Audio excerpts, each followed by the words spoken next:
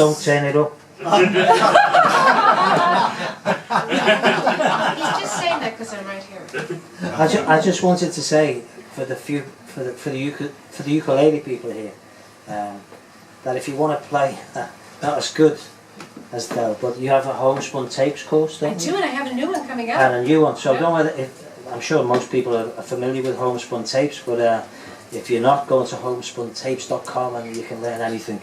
I'm not saying you will learn anything, but you can buy something that says you'll learn it. And Del has a great course on there, and as Del's just said, she's bringing a new one out as well. Anyway, we'll resume. And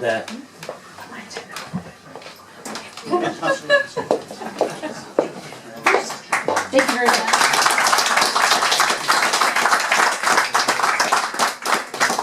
You guys were really super great, and I was already enjoying myself, but then Robot George gave me this adorable robot, and I have to tell you that my world is incomplete, because I really like stuff like this. So, my little accompanist, you know, you can tell, I talk to myself, I'm a band in my mind. Now they're going to have to give me the long green, because there's two of us. Georgia, there she's out of trouble, so hold on a second. 1 second, I'm not quite ready.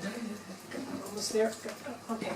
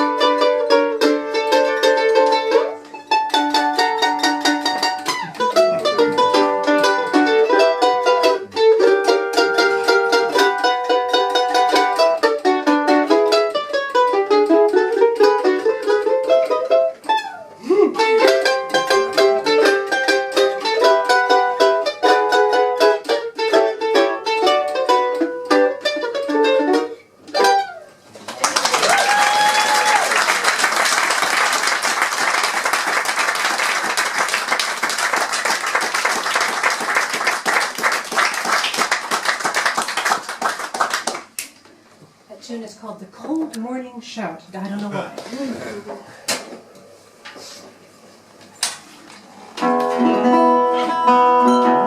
So on, there's another singer that I'm very fond of that I've only recently found out about, Lee Morris, beautiful singer from the 1920s. She's another one that for some reason is not known as well as she should be.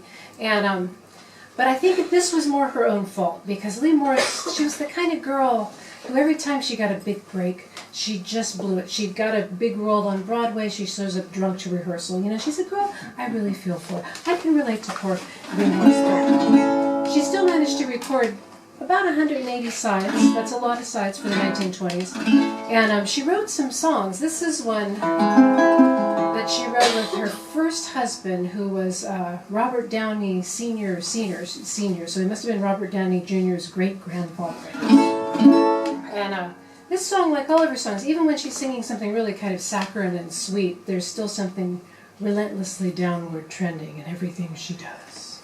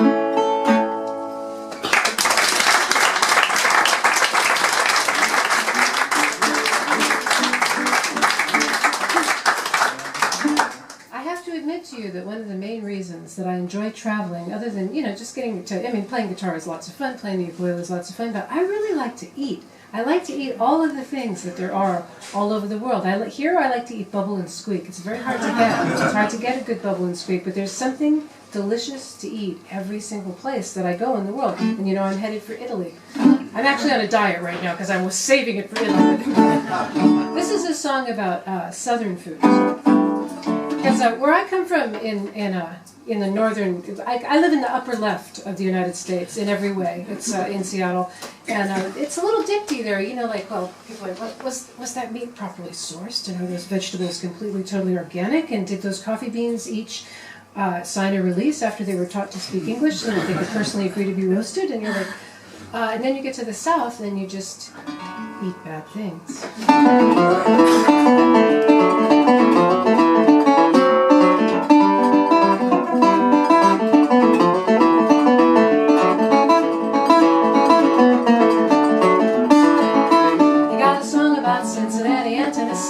Nobody's wrote about the town that's heaven to me. It's just a little western New Orleans where life is just a great big bowl of butter beans. They serve you pig me 37 times a day. Fatback, Louisiana, USA.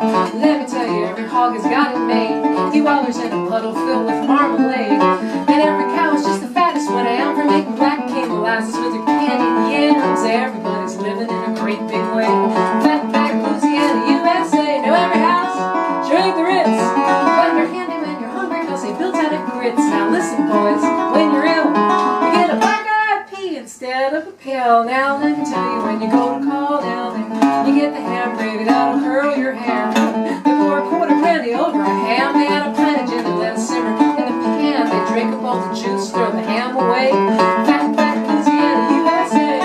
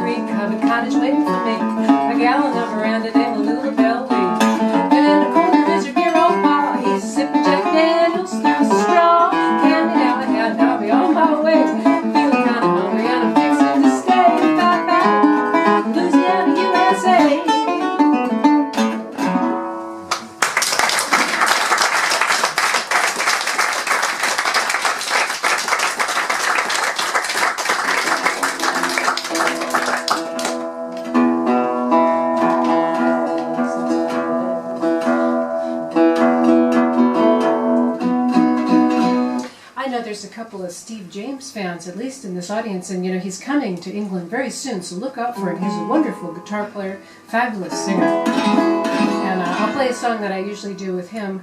It's a truck driving woman song. So it's the only one of those I've ever been able to find.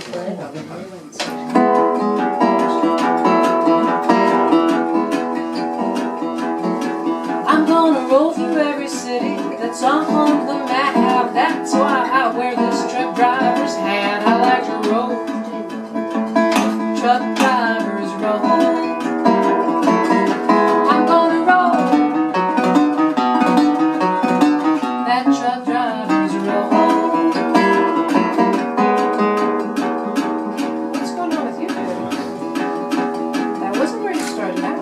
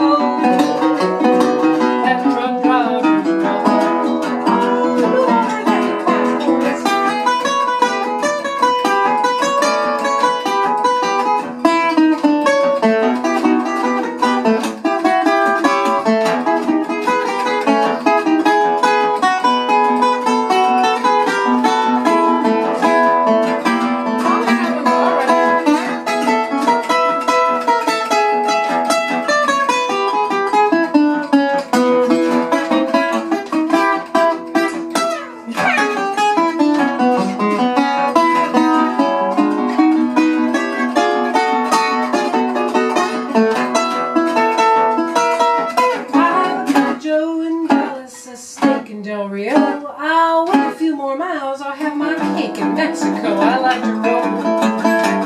Truck drivers roll. I'm gonna roll.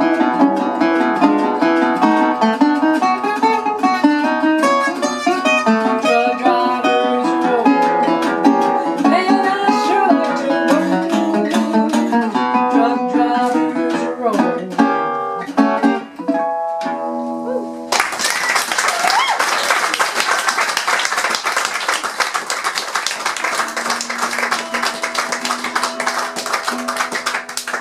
That is some hillbilly stuff right there. All right. Oh, I have another one up there. So, I think Colin was disappointed that I did not show up with my Brompton. I usually do show up with the Brompton, especially here in England, the home of the Brompton.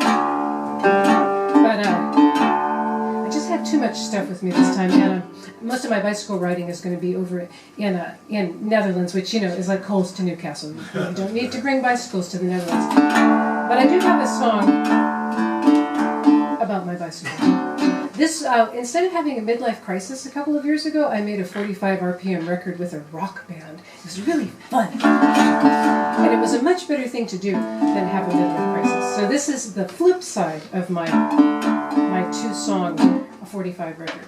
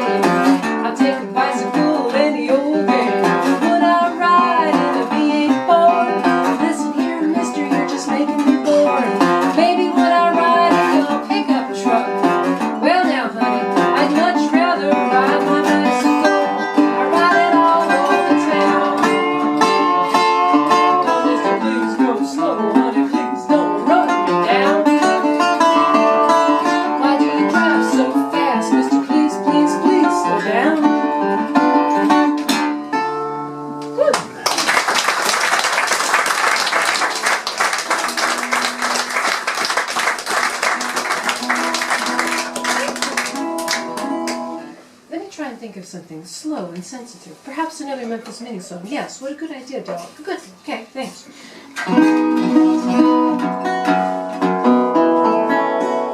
Drink of water, excuse me. Here. You know, putting the speakers on the floor seems to have significantly improved the sound experience. Is that true on your end of it? Or are they just too close?